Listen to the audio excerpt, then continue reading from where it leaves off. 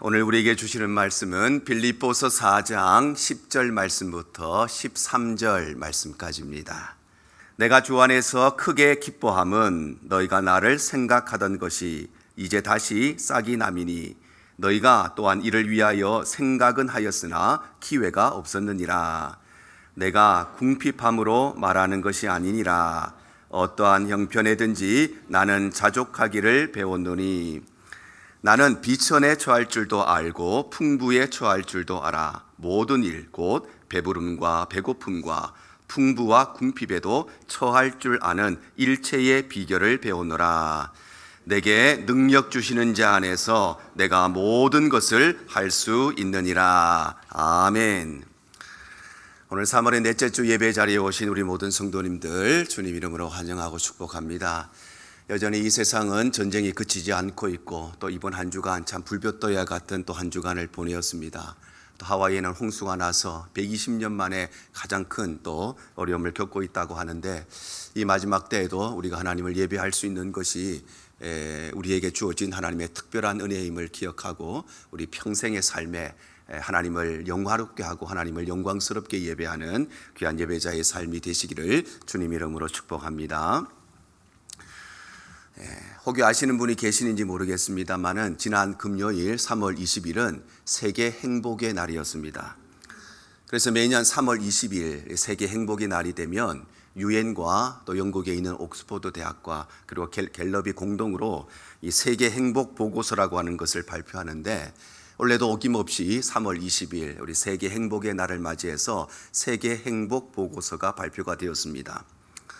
세계 행복 보고서라고 하는 것은 각 나라 사람들의 행복 지수를 계산해서 그것을 측정해서 순위를 매기는 것인데 올해 발표된 우리 세계 행복 보고서에 의하면 전체가 10점 만점으로 되어 있습니다. 10점 만점인데 그 10점 만점에 7.25점을 기록한 스웨덴이 5위를 차지했습니다.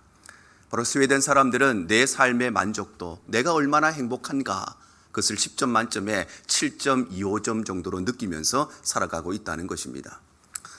4위는 어떤 나라일까요? 여러분 조금 의아하실 수 있는데 4위는 7.43점을 기록한 코스타리카입니다. 코스타리카는 별로 경제적으로 부유한 나라가 아니죠. 우리보다 못 삽니다. 우리는 돈이 많아야 행복할 것이라고 생각하지만 그렇지가 않지요. 이들은 우리보다 훨씬 더 불편한 삶을 살아가지만 내가 전 세계에서 네 번째로 행복하다고 느끼면서 사는 사람이 바로 코스타리카 사람인 것입니다. 3위는 7.53점을 기록한 덴마크가 기록했고 2위는 0.1점 차입니다. 0.01점 차입니다. 7.54점을 기록한 아이슬란드가 2위를 차지했습니다. 대망의 1위는 누구일까요? 우리나라일까요? 아니면 전 세계에서 최강대국인 미국일까요? 1위는 7.76점을 기록한 핀란드 사람들이 세상에서 가장 행복하다고 느끼면서 살고 있다고 합니다. 그러면 우리나라는 몇 등일까요? 우리나라는 6등일까요? 안타깝게 여기에 못 나왔을까요? 우리나라는 10점 만점에 6.04점을 기록해서 세계에서 67위를 차지했습니다. 우리 한국 사람들은 내 삶이 얼마나 행복한가? 10점 만점에 나는 6.04점, 겨우 6점을 넘긴 정도의 행복도를 가지고 있다는 것입니다. 여러분의 인생의 행복 지수는 얼마입니까?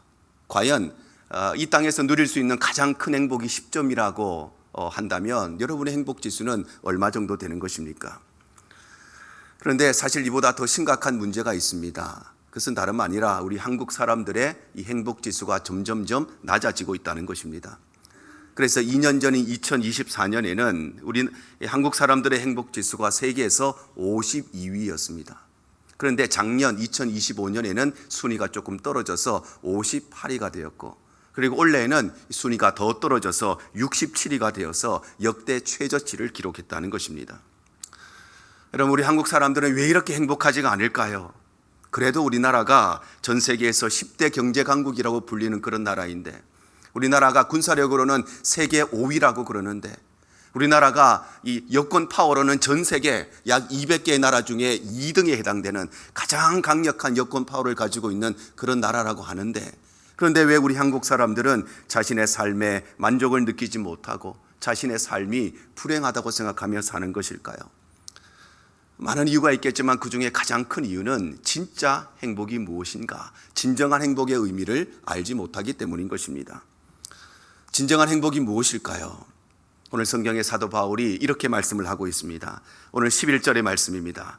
어떠한 형편이든지 나는 자족하기를 배웠노니, 이렇게 말씀하시죠.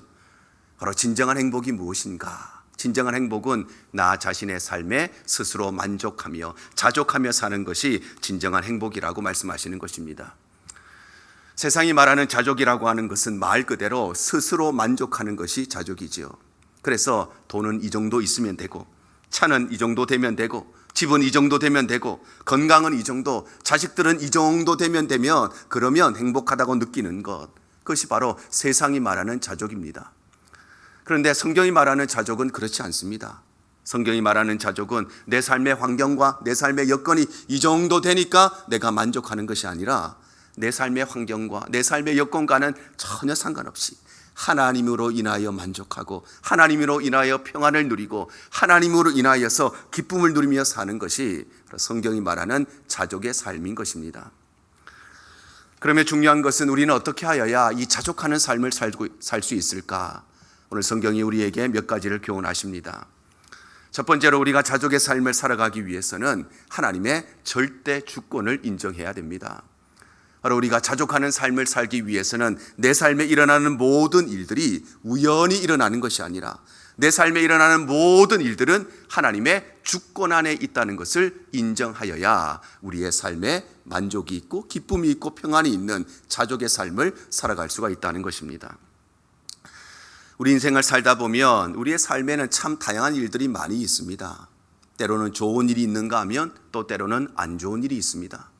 행복한 일이 있는가 하면 또 때로는 불행한 일도 있고, 우리의 삶에는 충분히 그렇게 될 것이다 예상했던 일이 있는가 하면 전혀 생각지도 못한, 꿈에서도 생각하지 못한, 예상지 못한 일이 생기기도 하고, 내가 노력한 것보다 훨씬 더 좋은 결과를 얻을 때도 있고, 또 반대로 열심히 수고했는데도 불구하고 그 노력과 그 수고에 비해서, 내가 기대했던 것에 비해서 훨씬 더 못한 결과를 받아들여야 될 때도 있는 것입니다. 그런데 그럼에도 불구하고 내 삶에 일어나는 모든 일들이 우연히 일어나는 것이 아니라, 이 모든 일들이 하나님의 주권 속에 있다는 것을 인정함으로써, 그래서 내 삶의 환경이 아니라 하나님으로 인하여서 우리가 기뻐하고, 하나님으로 인하여서 평안과 만족을 누리는 것이 바로 이 자족하는 삶의 첫 번째 원리인 것입니다. 그래서 다윗이 이렇게 고백을 하지요. 시편 23편 2절입니다. 그가 나를 푸른 풀밭에 누이시며 쉴 만한 물가로 인도하시는도다. 그의 인생에는 때때로 푸른 풀밭을 누리고 또 쉴 만한 물가를 누리는 행복의 때가 있었다는 것입니다. 그래서 그 거대한 골리앗을 넘어뜨리고 민족의 영웅으로 우뚝 세워진 그 행복의 때, 뿐만 아니라 그 공로를 인정받아서 사람들로부터 사울은 천천인데 다윗은 만만이라고는 칭찬을 받았던 그런 때, 그리고 이스라엘을 역사상 최초의 통일 왕국을 이루고 그 당시 그 누구도 범접할 수가 없는 최강대국의 왕이 되었던 다윗의 인생에 참으로 화려하고 행복한 시절이 있었다는 것입니다. 그런가 하면 그의 삶에는 또 정반대로 참으로 불행의 때가 있었습니다. 시편 23편 4절 상반절에 이렇게 기록을 하지요. 내가 사망의 음침한 골짜기로 다닐지라도 해를 두려워하지 않을 것은. 바로 그의 인생에는 사망의 음침한 골짜기, 정말 죽을 것 같은 고통 속에 있는 그 불행의 때도 있었다는 것입니다. 그래서 그는 성장하는 과정 속에 부모의 사랑도 받지 못했고, 형제의 사랑도 받지 못했고, 사울의 딸이 미갈과 결혼했지만 평생 배우자의 사랑을 받지 못하고, 왕의 사위가 되었지만 그는 오랜 시간 동안 사울의 눈을 피해서 도망자의 삶을 살아야 되고, 그의 인생 말년이 되면 자식들의 칼을 피해서 신발도 신지 못하고 도망을 쳐야 하는 참으로 불행의 때를 산 사람이 바로 다윗의 삶이었습니다. 그런데 그럼에도 불구하고 시편 23편 1절에 보면 나는 여호와로 인하여 부족함이 없다라고 고백하는 것은 다른 이유들 때문이 아니라, 그의 삶에 안 좋은 일은 없고 늘 행복한 일이 넘쳐서 그래서 나는 부족함이 없다고 고백하는 것이 아니라, 그의 삶에는 행복한 일도 있었고 불행한 일도 있었고 좋은 일도 있었고 안 좋은 일도 있었지만 그것과 상관없이 나는 여호와로 인하여 기뻐하고 여호와로 인하여 평안하고 여호와로 인하여 만족하는 자족의 삶을 살았기 때문에, 그래서 다윗은 내게 부족함이 없다고 고백하는 것입니다. 욥도 마찬가지입니다. 그의 인생에는 물질도 풍성하고 자식들도 잘 되고 그리고 건강도 좋았던 행복의 때가 있었습니다. 그런가 하면 또 그의 삶에는 모든 것들을 다 잃어버린 때, 자신의 물질도 다 잃어버리고 자식도 다 잃어버리고 건강도 다 잃어버린, 그야말로 죽는 것보다 더 고통스러운 사망의 음침한 골짜기를 걸어가야 되는 시간들도 있었습니다. 그런데도 욥이 이렇게 고백을 하지요. 욥기 1장 21절 하반절입니다. 주신 이도 여호와시요 거두신 이도 여호와시니 여호와의 이름이 찬송을 받으실지니이다. 하나님께서는 때때로 내게 주실 때도 있고 그 주신 것을 거두어 가실 때도 있고, 그래서 내 삶에 물질도 풍성하고 자식들도 풍성하고 건강도 풍성했던 행복의 시절이 있었던가 하면, 하나님이 주신 모든 것을 다 거두어 가셔서 돈도 없고 건강도 없고 자식도 다 잃어버린 그 불행한 시절을 보내야 했던 그런 때도 있었지만, 그럼에도 불구하고 그가 여호와의 이름을 찬송하는 것은 그런 내 삶의 환경, 내 삶의 여건이 아니라 하나님으로 인하여서 내 삶에 일어난 모든 일들이 하나님의 주권 속에 있다는 것을 인정함으로써 그는 자족하는 삶을 살았기 때문인 것입니다. 여러분, 우리의 삶에 일어나는 모든 일들 중에 우연히 일어나는 것은 하나도 없습니다. 왜냐하면 우연이라고 하는 것은 세 가지의 전제 조건이 있어야만 일어나는 일이기 때문입니다. 우연히 일어나기 위해서는 첫 번째 조건은 하나님이 계시지 않아야, 그래야 우연히 일어납니다. 하나님이 이 세상을 다스리시는데, 그런데 하나님이 없어야만 우연의 일이 일어나는 것입니다. 두 번째는 하나님이 계시기는 하는데 하나님이 무능한 하나님이실 때 우연히 일어납니다. 그리고 세 번째 조건은 하나님이 전능하신 분이신데, 그런데 하나님이 우리를 사랑하지 아니하시거나 우리에게 관심이 없으면 우연한 일들이 일어납니다. 그런데 하나님은 여전히 살아계시고, 하나님은 지금도 우리의 모든 삶을 통치하고 다스리고 계시고, 하나님은 변함없이 우리를 사랑하시고 우리의 모든 것에 관심을 갖고 계시는 분이시기 때문에, 그래서 우리의 삶에는 우연이라고 하는 것이 일어날 수가 없는 것입니다. 그래서 예수님은 이렇게 말씀하십니다. 마태복음 10장 29절입니다. 참새 2마리가 한 아사리온에 팔리지 않느냐? 그러나 너희 아버지께서 허락하지 아니하시면 그 하나도 땅에 떨어지지 아니하리라. 바로 참새 2마리가 한 아사리온에 팔려가는 그 작은 일, 아무것도 아닌 그 일조차 하나님이 허락하시지 않으면, 하나님의 주권 속에 포함되지 않으면 이러한 일들이 일어날 수가 없다는 것입니다. 사랑하는 성도 여러분, 내가 이 남자와 결혼하게 된 것, 내가 이 여자와 결혼하게 된 것, 우연히 어떻게 만나서 결혼하게 된 것이 아니라 하나님의 주권 속에서 일어난 일인 것입니다. 그러니 남편은 하나님이 주신 이 만남을 귀하게 여기고 아내를 사랑해야 되는 것이고, 아내는 남편을 만난 것이 우연히 만난 것이 아니라 하나님의 주권 속에서 만난 것이기 때문에, 그래서 가정을 소중히 여기고 남편을 존중하고 존경해야 되는 것입니다. 여러분, 우리가 이 미국 땅에 살아가는 것이 우연처럼 생긴 한 일입니까? 어떻게 하다 보니까 여기에서 살게 된 것처럼 보일 수 있습니다. 그러나 우리의 삶에는 우연이 없고 모든 일에는 하나님의 허락과 하나님의 주권 속에 일어나는 일이기 때문에, 그래서 우리는 이 나라에 살게 하신 하나님의 계획 속에서 이 나라를 사랑해야 되고 이 나라를 위해서 기도하며 살아가야 되는 것입니다. 우리가 이 땅의 수많은 교회들 중에서 왜 하필이면 이 대형재단의 성도가 되었을까요? 여러분, 집에서 출발해서 교회까지 도착하면서까지 얼마나 많은 교회를 다 지나고 여기까지 옵니까?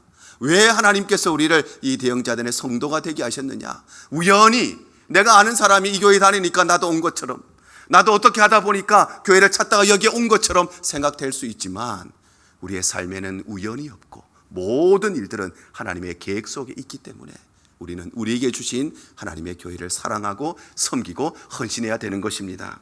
그래서 우리가 하나님의 절대 주권을 인정하고 살아갈 때에 우리는 내 삶의 환경이나 내 삶의 여건이 아니라 하나님의 계획과 하나님의 주권으로 인하여서 늘 기뻐하고 행복하고 늘 하나님으로 인하여서 만족하고 자족하는 삶을 살아가게 되는 것입니다.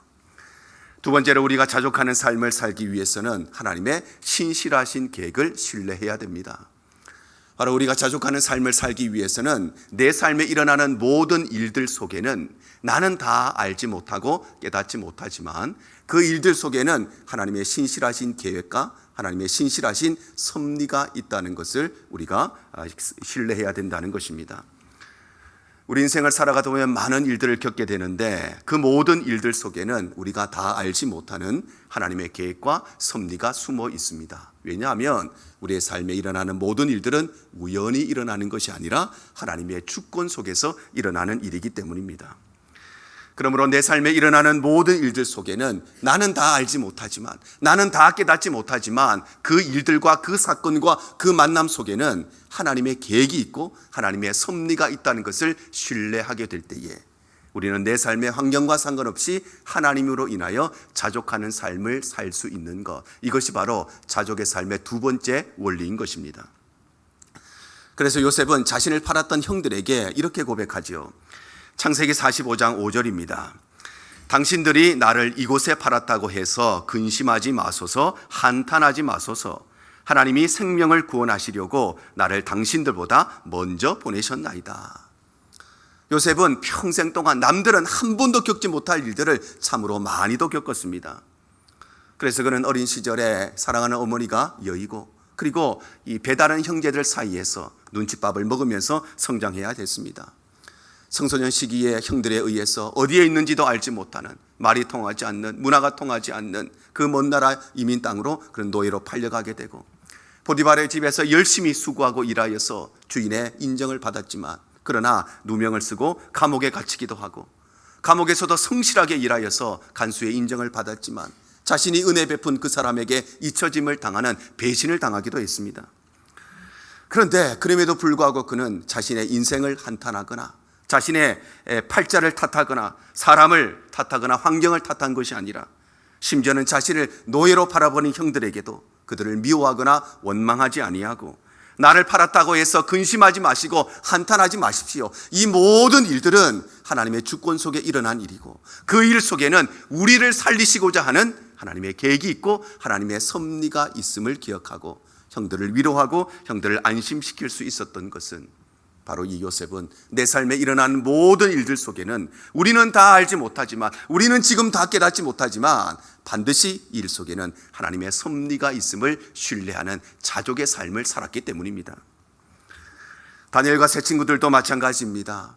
그래서 그들은 손해를 당하고 차별을 받게 될 것을 뻔히 다 알고 있었음에도 불구하고 왕의 음식과 왕의 포도주를 거절했습니다. 몰라서 그렇게 한 것이 아니었습니다. 거절하면 그렇게 될 것을 충분히 알고 있었음에도 불구하고, 그러나 하나님 앞에서 그렇게 나는 살 수가 없었기 때문에 그들은 이 결단을 한 것입니다. 사자굴에 던져지게 될 것을, 풀무불에 던져지게 될 것을 뻔히 다 알고 있었습니다. 그럼에도 불구하고 그들은 고난받기를 회피하지 않았습니다.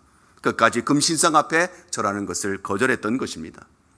그래서 그들은 이렇게 고백을 하지요. 다니엘 3장 17절입니다. 왕이여, 우리가 섬기는 하나님이 계시다면 우리를 맹렬히 타는 풀무 가운데서 능히 건져내시겠고 왕의 손에서도 건져내시리이다.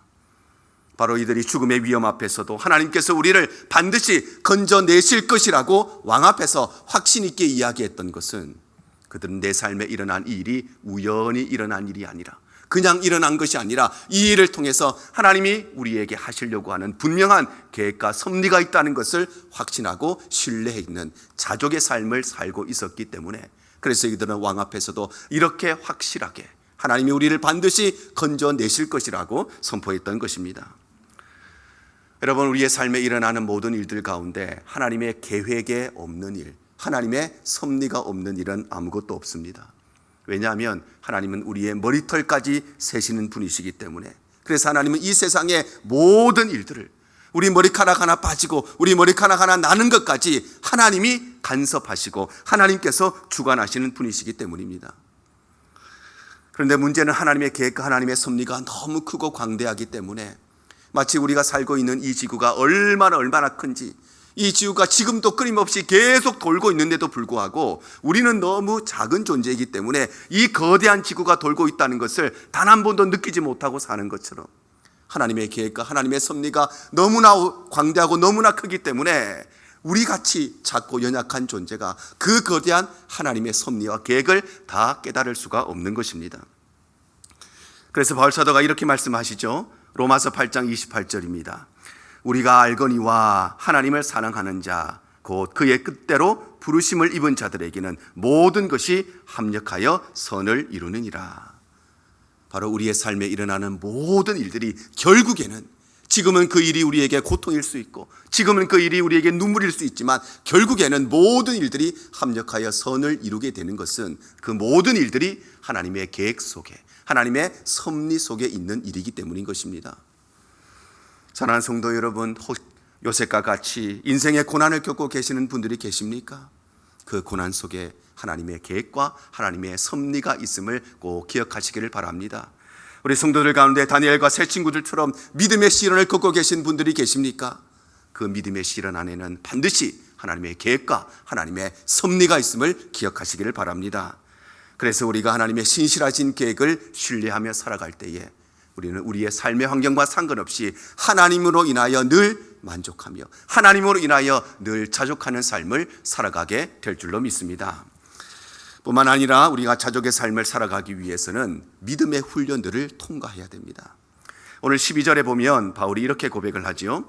나는 비천에 처할 줄도 알고 풍부에 처할 줄도 알아. 모든 일, 곧 배부름과 배고픔과 풍부와 궁핍에도 처할 줄 아는 일체의 비결을 배우노라. 바로 사도 바울은 비천에 처해 있을 때든지 풍부에 처해 있을 때든지, 배가 부를 때이든지 배가 고플 때이든지, 내 삶의 환경이 어떠하든지 자족의 삶을 살 수 있었던 것은 그냥 된 것이 아니라 수많은 믿음의 훈련들을 통과함으로써 일체의 비결을 배우고 훈련받았기 때문이라는 것입니다. 그렇다면 사도 바울이 배웠다고 말하는 이 일체의 비결이란 구체적으로 무엇일까요? 바울이 말하는 이 일체의 비결은 딱 한마디로 정리됩니다. 그것은 바로 내 삶에 모든 것이 다 있어도 하나님이 없으면 살아갈 수가 없고, 내 삶에 아무것도 없어도 그러나 하나님만 계시면 살아갈 수 있다는 것을 깨닫는 것, 이것이 바로 바울이 배운 일체의 비결입니다. 그리고 이 일체의 비결이라고 하는 것은 내 삶의 모든 일들에 적용될 수 있는 공식적인 원리라는 것입니다. 내 삶에 어떤 일이 있어도 이 공식을 대입하면 모든 문제가 다 풀리게 된다는 것입니다. 바울은 원래 모든 것을 다 가진 사람이었죠. 빌립보서 3장 5절에서 6절 보면 이렇게 기록이 되어 있습니다. 나는 8일 만에 할례를 받고 이스라엘 족속이요 베냐민 지파요 히브리인 중에 히브리인이요 율법으로는 바리새인이요 열심으로는 교회를 박해하고 율법의 의로는 흠이 없는 자라. 바로 사도 바울은 이스라엘 족속이요 베냐민 지파요 히브리인 중에 히브리인이요 율법으로는 아무런 흠이 없는 사람, 율법으로는 바리새인과 같은 사람 뿐만 아니라 가말리엘 문화에서 공부했던 최고의 학력을 가진 사람, 로마의 시민권이라고 하는 최고의 사회적 신분을 가진 사람, 안 가진 것이 모든 것을 다 가진 사람이 바로 사도 바울이었습니다. 그런데 중요한 것은, 그런데 문제는 바울은 모든 것을 다 가지고 살았는데 그런데도 불구하고 그의 삶에는 참된 행복과 참된 만족과 참된 평안과 기쁨이 없었다는 것입니다. 그런가 하면 한때 그는 모든 것을 다 잃어버리고 다 상실해야 될 때도 있었습니다. 고린도후서 11장 24절에서 27절입니다. 유대인에게 40에서 하나 감암매를 5번 맞았으며 3번 태장으로 맞고 1번 돌로 맞고 3번 파선하고 일주야를 깊은 바다에서 지냈으며 여러 번 여행하면서 강의 위험과 강도의 위험과 동족의 위험과 이방인의 위험과 시내의 위험과 광야의 위험과 바다의 위험과 거짓 형제 중에 위험을 당하고 또 수고하고 애쓰며 여러 번 자지 못하고 추리며 목마르고 여러 번 굶고 춥고 헐벗었노라. 바로 그는 40에서 하나 감암매를 무려 5번 맞기도 했고 태장을 맞기도 했고 돌로 맞기도 했고 일주야를 깊은 바다에 지내면서 강의 위험, 강도의 위험, 동족의 위험, 이방인의 위험, 시내의 위험, 광야의 위험, 바다의 위험, 거짓 형제의 위험을 당하고 이 세상에 존재하는 모든 위험들은 다 당하고 나아가서는 잠도 자지 못하고 줄이고 목마르고 춥고 헐벗었던, 그야말로 모든 것을 다 잃어버린 때가 있었다는 것입니다. 그런데 중요한 것은, 그런데 우리가 기억해야 될 것은 모든 것을 다 잃어버린 그때에도 바로 사도 바울에게는 참된 기쁨이 있었고 참된 평안이 있었다는 것입니다. 그의 삶에 모든 것을 다 가지고 있었을 때는 만족이 없었는데, 그런데 모든 것을 다 잃어버리니까 만족이 생겼다는 것입니다. 모든 것을 다 가지고 있었을 때는 평안이 없었는데 다 잃어버린 이후에는 그에게 평안이 있었다는 것입니다. 그러면 과연 우리는 어떻게 살아야 되는 것입니까? 우리의 삶의 모든 것을 버리고 살아야 되는 것입니까? 그렇지가 않지요. 바울이 말씀하시려고 하는 것은 그는 이 모든 과정들을 통과하면서 일체의 비결을 배웠는데 무슨 비결을 배웠느냐? 내가 모든 것을 다 가지고 있어도 하나님이 없으면 우리에게 참된 기쁨과 만족이 없게 되는 것이고, 내 삶에 아무것도 없어도 하나님만 계시면 내 삶에 진짜 행복이 있고, 내 삶에 불편함은 있을 수 있겠지만, 돈은 없으면 불편하고, 차가 없으면 불편하고, 좁은 집에 살면 불편하지만 하나님이 계시니 내 삶에 참된 행복과 만족이 있는 이 일체의 비결을 배웠기 때문에, 그래서 그는 비천에 처해 있을 때이든지 풍부에 처해 있을 때이든지, 내가 배가 부를 때이든지 배가 고플 때이든지, 내 삶의 상황과 어떤 것과 상관없이 바로 자족하는 삶을 살 수가 있었다는 것입니다. 여러분, 우리의 삶에는 의미 없는 시간이나 의미 없는 사건이나 의미 없는 경험은 존재하지 않습니다. 왜냐하면 하나님은 우리의 삶에 일어나는 모든 일들을 통해서 우리 믿음의 훈련을 통과하게 하시기 때문입니다. 그래서 오늘 바울이 이렇게 말씀하십니다. 13절입니다. 내게 능력 주시는 자 안에서 내가 모든 것을 할 수 있느니라. 여기서 모든 것을 할 수 있다는 것은 예수 안에 있으면 공부를 잘하게 된다, 이런 말이 아닙니다. 예수를 믿으면 사업이 잘해서 돈 많이 벌 수 있게 된다, 그런 능력을 말하는 것이 아닙니다. 여기에서 내가 능력 주시는 자 안에서 모든 것을 할 수 있다는 것은 내가 하나님 안에 있으면 내 배가 고플 때에도, 내가 실패할 때에도, 절망할 때에도, 내 삶에 낙심이 찾아올 때에도 나는 감사하며 살 수 있고 기쁘게 살 수 있고 평안하게 살 수 있다고 말씀하시는 것이 내가 모든 것을 할 수 있다고 고백하는 바울의 고백인 것입니다. 사랑하는 성도 여러분, 모든 것 다 가지고 있어도 하나님이 없이는 우리가 살아갈 수가 없고, 비록 내 삶에 아무것도 없다 할지라도 하나님이 계시면 내 삶에 참된 행복이 있고, 하나님이 계시면 내 삶에 참된 은혜가 있고, 하나님이 계시면 내 삶에 참된 기쁨이 있다는 이 사도 바울의 고백이 우리의 고백이 되고 우리의 삶의 고백이 되시기를 바랍니다. 그래서 우리가 우리의 삶에 일어나는 모든 일들을 통해서 하나님께서 이뤄나가시는 믿음의 훈련을 통과하게 될 때에 우리는 우리의 삶에 실패가 찾아오고, 우리의 삶에 낭망이 찾아오고, 우리의 삶에 어떤 일이 찾아와도 하나님으로 인하여서 기뻐하고 만족하고 평안을 누리는 자족의 삶을 살아가게 될 줄로 믿습니다. 이런 유명한 이야기가 있지요. 한 목사님께서 한 교회로부터 설교 요청을 받으셨습니다. 그래서 며칠 전에 그 교회의 직원이 목사님께 전화를 드려서, 목사님, 주보에다가 설교 본문과 제목을 내어야 되는데 목사님, 설교 제목과 본문이 무엇입니까? 그때 목사님이 그렇게 말씀하셨다고 하죠. 설교 본문은 시편 23편 1절에서 6절 말씀, 그리고 제목은 여호와는 나의 목자시니입니다. 그러자 직원이 묻습니다. 목사님, 여호와는 나의 목자시니 이게 답니까? 목사님이 대답하셨죠. 여호와는 목자시니 그게 답니다. 그리고 주일이 되어서 그 목사님이 그 교회에 가서 주보를 펼쳤을 때에 설교 제목에 이렇게 적혀 있었다고 하죠. 여호와는 나의 목자시니 그게 답니다.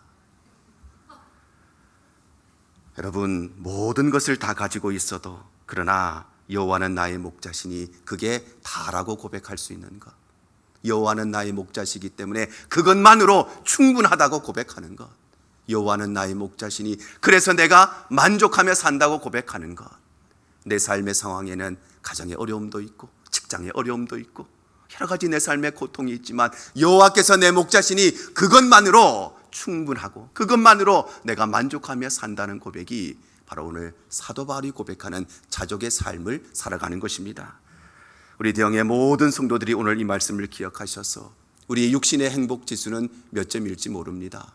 우리 한국 사람들이 6.04점인데 우리 성도들의 행복 지수는 만점이 될지 아니면 몇 점이 될지 모르지만, 그러나 우리 영혼의 행복 지수는 언제나 10점 만점에 10점의 은혜를 누리는 우리 대형의 모든 성도들 되시기를 주님 이름으로 축복합니다.